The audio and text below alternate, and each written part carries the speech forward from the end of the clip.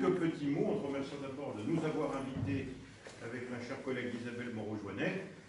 Évidemment, Isabelle, dans un registre qui a été longtemps le tien et qui va d'ailleurs le rester à titre privé, mais dans ce lieu municipal, qui est celui de la bibliothèque, des livres, des supports numériques, en dessous ou à côté des archives municipales qui te sont chères, que tu vas quitter, mais que tu conserves pour partir en voie. Il me revient comme c'est l'usage et la tradition de dire quelques mots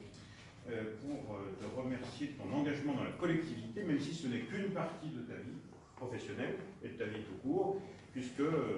d'abord tu n'es pas savoyard, ce qui est la première tâche dans ta vie, tu es né dans l'Oise, à Compiègne, un 21 septembre, si je ne dis pas de bêtises, on ne dira pas l'année, mais si quand même, c'est presque une année abbé Pierre, quelques années après, 1956, et tu travailles d'abord dans l'informatique, où tu fais tes armes. Je me souviens de toi, tu étais formateur, d'ailleurs un ancien collègue, Joël, qui est dans les parages, il se cache derrière, et oui, mais il est petit et discret, modeste, mais il est bien là parmi nous. Et puis, tu rejoins les services municipaux par la suite, par l'intermédiaire de Dominique Bord, que vous connaissiez de la mode Servolex,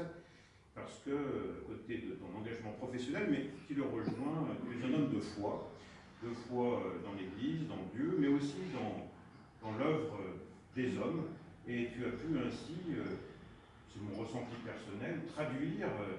eh bien, cette espérance dans le travail de mémoire,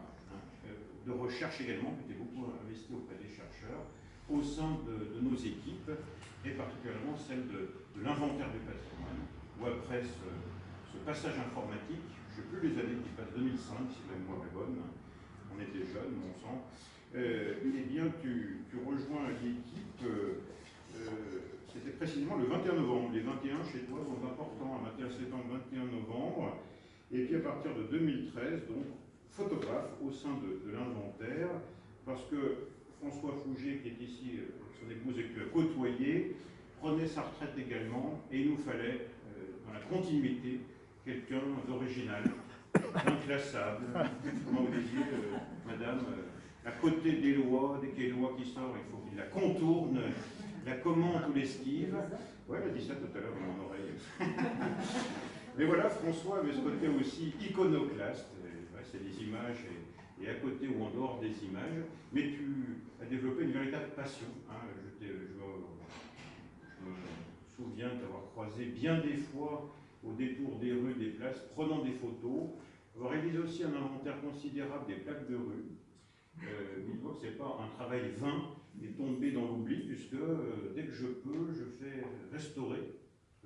La mémoire sert aussi à restaurer, à rénover, à rendre vivant. Eh bien, oui, cet été, c'est 80 plaques qui ont été posées dans la ville. Souvent, en tant que maire, ça m'énerve toujours de voir 4-5 modèles de plaques différents. Et comme tu l'as observé, on a des plaques qui traduisent ce travail-là. On en avait parlé une fois, à la fois sur les écrivains, une petite citation, sur les hommes politiques, ceux qui ont participé à l'histoire de la ville ou de notre département ou de notre pays, ou même au-delà. Avec chaque fois, si possible, une petite citation, et également les mémoires anglicanes, à la présidence de la colonie britannique d'Aix-les-Bains, pour que les Aixois continuent de s'approprier